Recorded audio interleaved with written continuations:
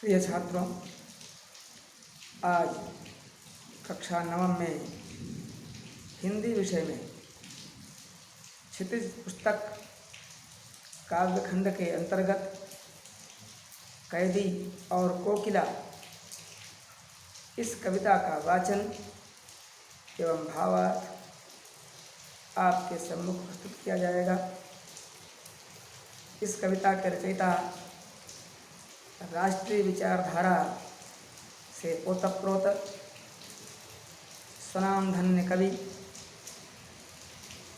तेज तर्रार पत्रकार तथा महान स्वाधीनता संग्राम सेनानी श्री माखनलाल चतुर्वेदी जी हैं।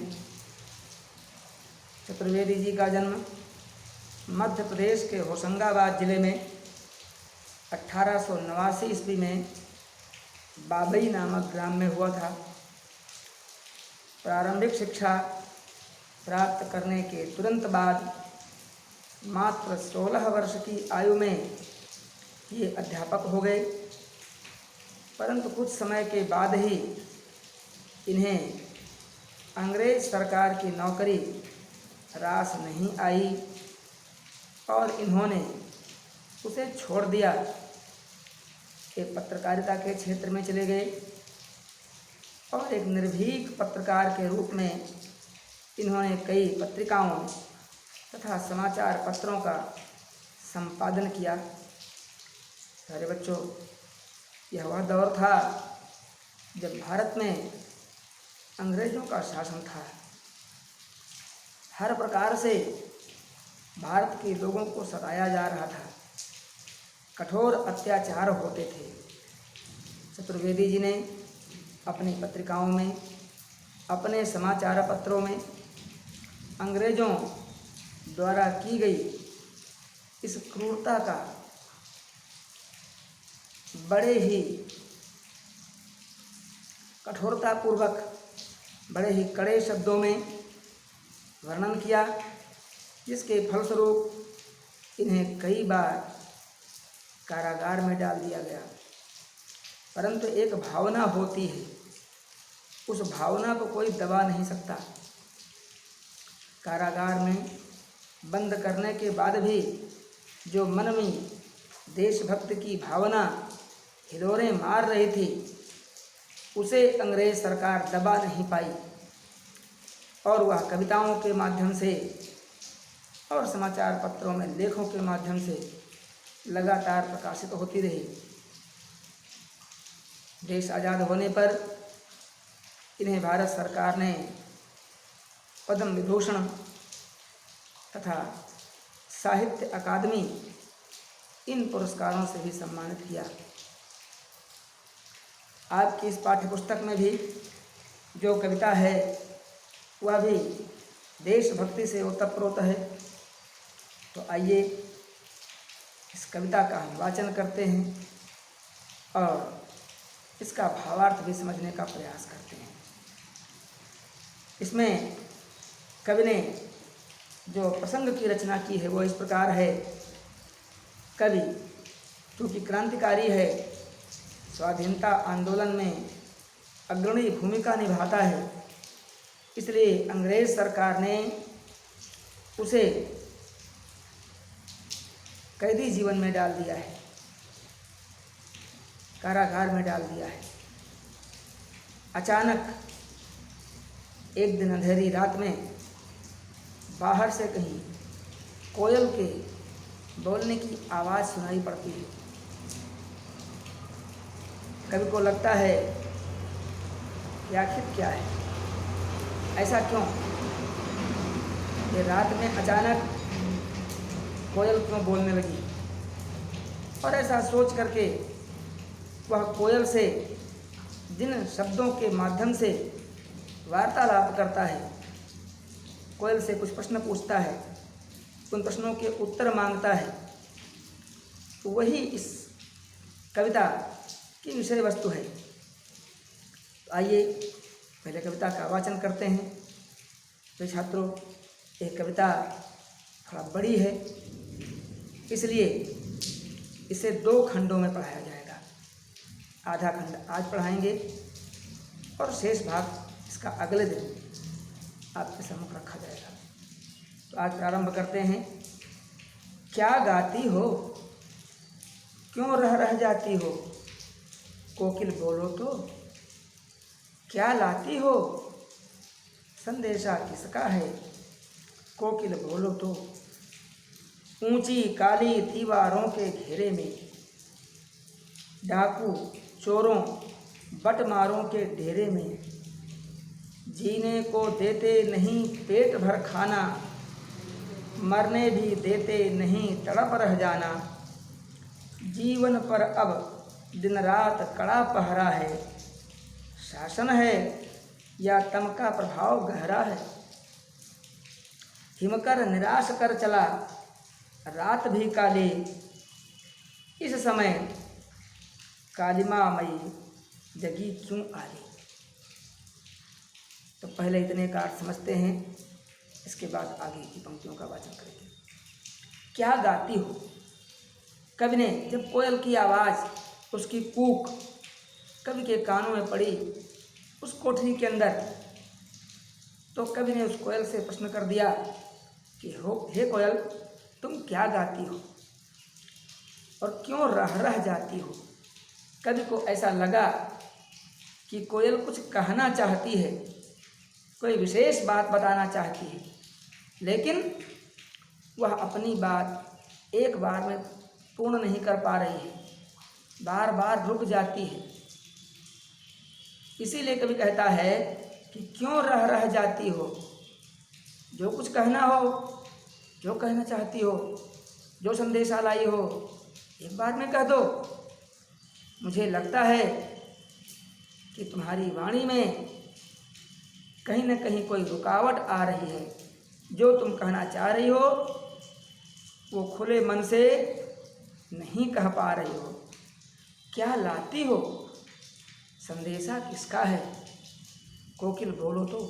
हे कोयल, तुम मुझे यह बताओ, क्या किसी का संदेशा लेकर आई हो।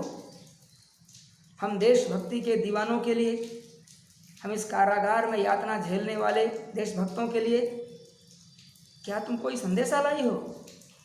यदि ऐसी बात है तो उसे स्पष्ट रूप से सुना दो, हम लोग भी जान सकें कि बात क्या है। ऊंची काली दीवारों के घेरे में,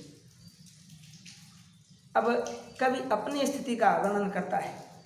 हे कोयल, हम तो जहाँ रह रहे हैं इस कोठरी की दीवारें बहुत ऊंची हैं और काली, काली का अर्थ यहाँ पर अंधकार से है, काले रंग से नहीं है, क्योंकि अंधकार काला होता है। इसलिए उस कोठरी में चारों ओर अंधकार ही भरा है, वहाँ अंधकार के अलावा कुछ दिखाई नहीं पड़ता। इसलिए कवि ने उसको काली दीवारें कह दिया। चारों तरफ से दीवारें हैं और बीच का जो स्थान है, क्योंकि वहाँ कोई खिड़की नहीं, कोई रोशनदान नहीं जिससे प्रकाश बाहर से आ सके, इसलिए कवि ने कहा कि वह दीवारें ही काली हैं, अर्थात उन दीवारों के मध्य सदैव अंधेरा ही रहता है। तो उसके घेरे में हम रह रहे हैं। डाकू, अब जानते हैं डाकू लोग होते हैं, रात के अंधेरे में समूह बनाकर पहुंचते हैं और किसी भी घर में, किसी गांव में घुस जाते हैं। घर के लोगों को मार पीट करके हाल बेहाल कर देते हैं और घर का नगद रुपया पैसा धन दौलत जो भी होते हैं गहने आदि लूट ले आते हैं और जो शस्त्र होते हैं उनके बल पर डराते हैं, धमकाते हैं कि कोई गांव का आदमी इनके सहयोग के लिए आने न पाए। तो ऐसे अपराधियों के बीच में चोरों, जो लोग चुपके से किसी का धन चुरा लेते हैं, बटमारों, बट माने होता है मार्ग, रास्ता, जो लोग रास्ता चलते हुए लोगों का धन छीन लेते हैं, उन्हें चोट पहुंचाकर घायल कर देते हैं। ऐसे जो अपराधी तत्व हैं, इस प्रकार के अपराध करने वाले जो लोग हैं, उनके मध्य में मैं यहाँ अपना जीवन जी रहा हूँ। जीने को देते नहीं पेट भर खाना, हे कोयल, एक तुम्हारा जीवन है कि तुम खुले आकाश में विचरण करती हो, जब जहाँ चाहो, जिस भी वृक्ष का फल चाहो, जिस स्वाद का फल चाहो खा सकती हो, जितना भी चाहो खा सकती हो। लेकिन यहाँ ऐसा नहीं है। यहाँ ये जो ब्रिटिश सरकार है, ये जो अंग्रेजों की हुकूमत है, इनका शासन है, ये पेट भर भोजन भी नहीं देते और मरने भी देते नहीं। तड़प रह जाना, आसानी से मरने भी नहीं देते। कभी कभी भोजन देते हैं और आधा भोजन जैसे ही हम लोग कर चुकते हैं, थाली आगे से खींच करके लेके चले आते हैं। इस प्रकार का जीवन हम जी रहे हैं। जीवन पर अब दिन रात कड़ा पहरा है। यहाँ दिन रात हमारे ऊपर कठोर पहरा दिया जाता है कि हम कहीं भी किसी से बात नहीं कर सकते, किसी की बात हम सुन नहीं सकते। इस प्रकार हमारे ऊपर एक पहरा बैठा दिया गया है। हमारी देखभाल की जाती है इस प्रकार से कि हम अपना दुख किसी को बता न सकें, किसी का दुख हम अपने कानों में सुन न सकें। ये इनकी व्यवस्था है। इस प्रकार से हम रह रहे हैं। शासन है या तम का प्रभाव गहरा है? कोई प्रश्न करता है कि यह कोई शासन है या कोई व्यवस्था है? यह तो लगता है कि चारों ओर अंधेरा ही अंधेरा है। इनके शासन में अंधकार के अलावा और कुछ नहीं है। ऐसा कवि कहता है कोयल से। हिमकर निराश कर चरा रात भी काली। हिमकर चंद्रमा को कहते हैं। कवि ऐसा कह रहा है। कभी अभी कुछ देर पहले चंद्रमा का प्रकाश था आकाश में। कुछ आभास इस कोठरी के अंदर हमको भी हो रहा था कि बाहर कहीं प्रकाश है, हम भले अंधेरे में हैं। लेकिन अब तो चंद्रमा भी डूब चुका है, उसने भी हमें निराश कर दिया है। इसलिए रात में गहरी कालिमा छा गई है, गहरा अंधकार छा गया है। इस समय कालिमा मई जगी क्यों आली। हे कोयल, जब संसार के सभी लोग गहन निद्रा में सो रहे हैं, विश्राम कर रहे हैं, किसी ने दिन भर खेत में मेहनत की है, किसी ने दुकान पर, तो किसी ने अपने कार्यालय में, कोई कहीं से चलकर आया है।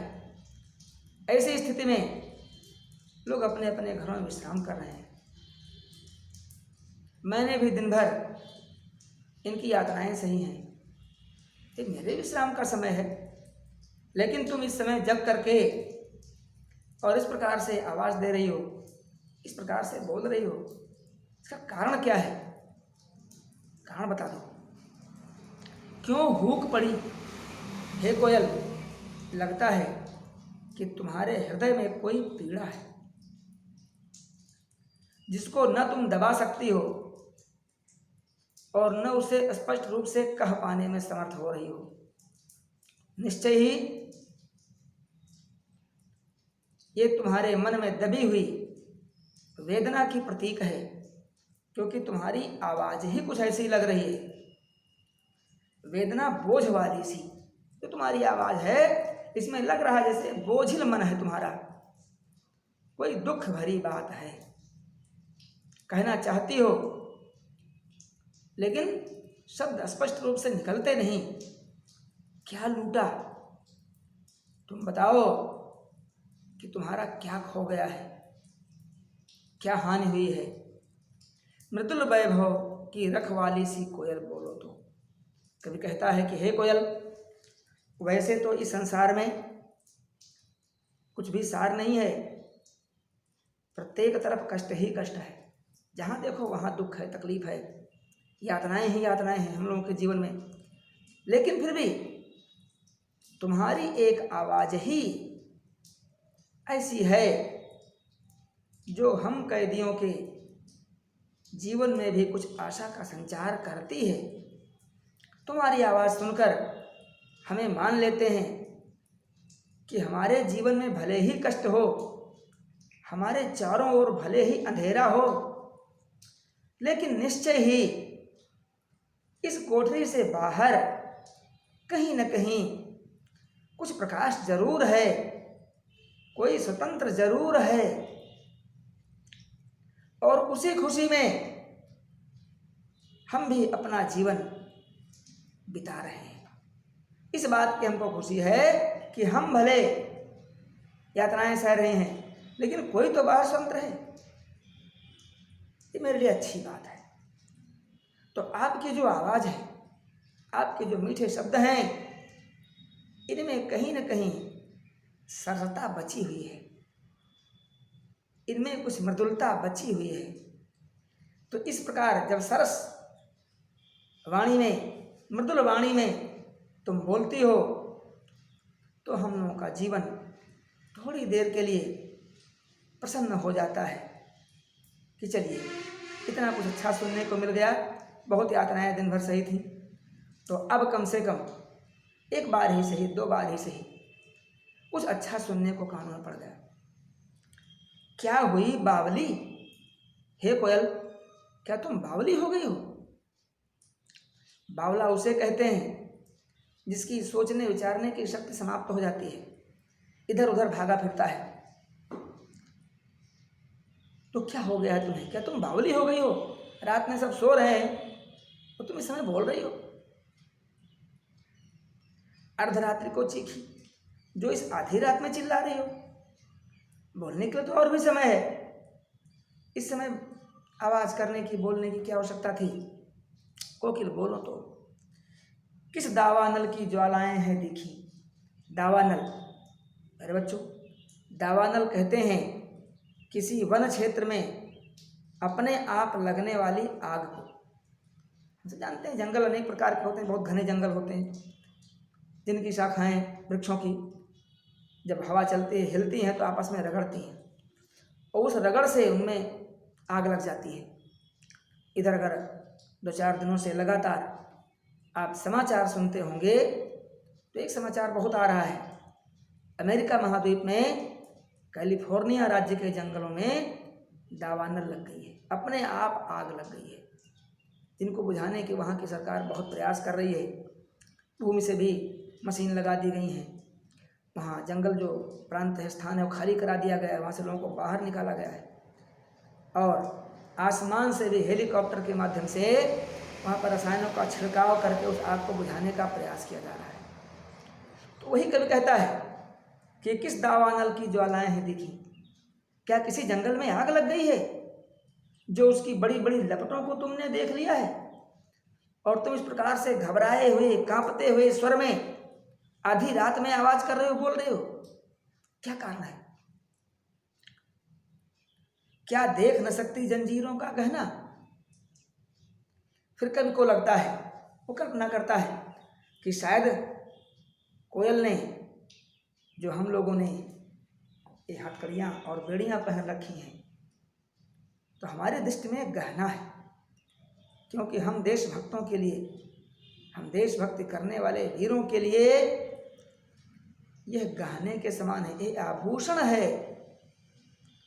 अन्य कोई इसे हथकड़ी मान सकता है, इसे बेड़ी मान सकता है, जंजीर मान सकता है, परंतु हमारे लिए तो ये एक प्रकार का आभूषण है। तो क्या देख न सकती जंजीरों का गहना? हे कोयल, लगता है कि तुझे मेरे इन आभूषणों से, मेरे इन गहनों से ईर्ष्या हो गई है, और इसलिए तू बीच में बोल रही है। हथकड़ियाँ क्यों?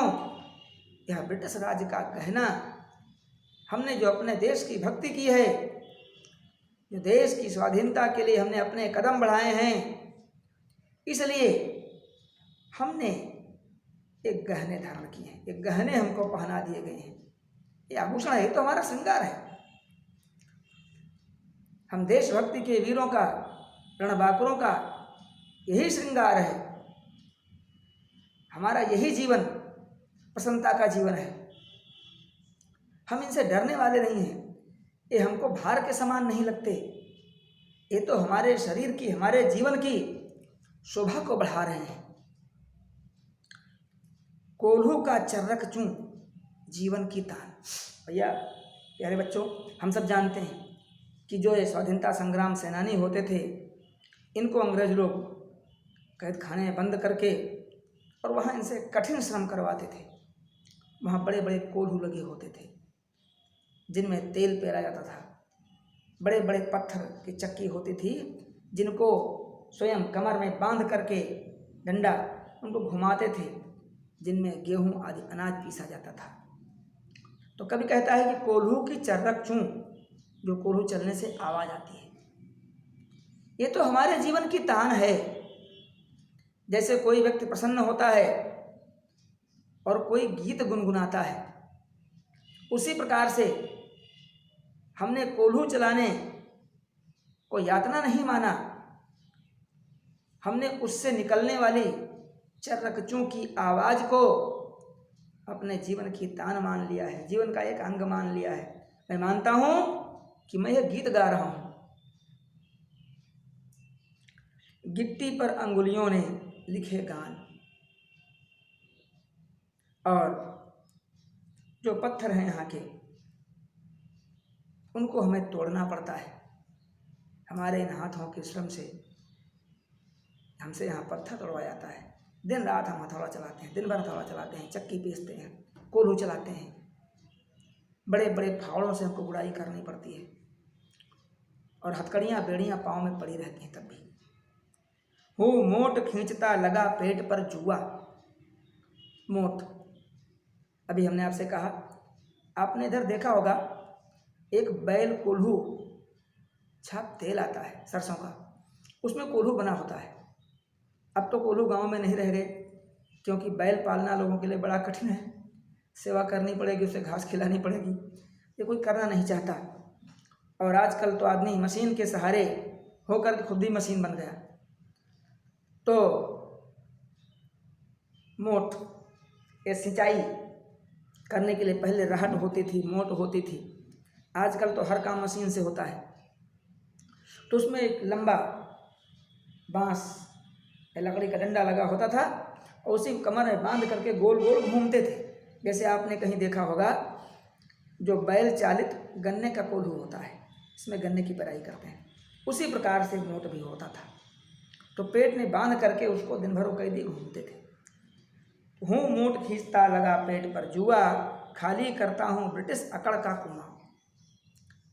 ये मैं कुएं से पानी नहीं निकालता हूँ, ये ब्रिटिशों की, जो अंग्रेजों की अकड़ है, उनकी अकड़ को मैं कम कर रहा हूँ।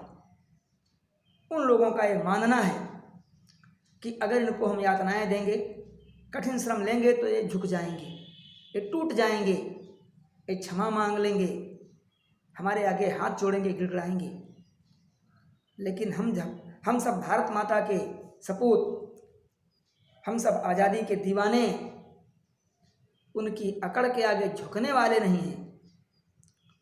हमने माफ़ी मांगना नहीं सीखा है, हम क्षमा याचना नहीं करते, कितने भी कष्ट हमको सहने पड़ जाएं। क्योंकि असली अपराधी तो वो हैं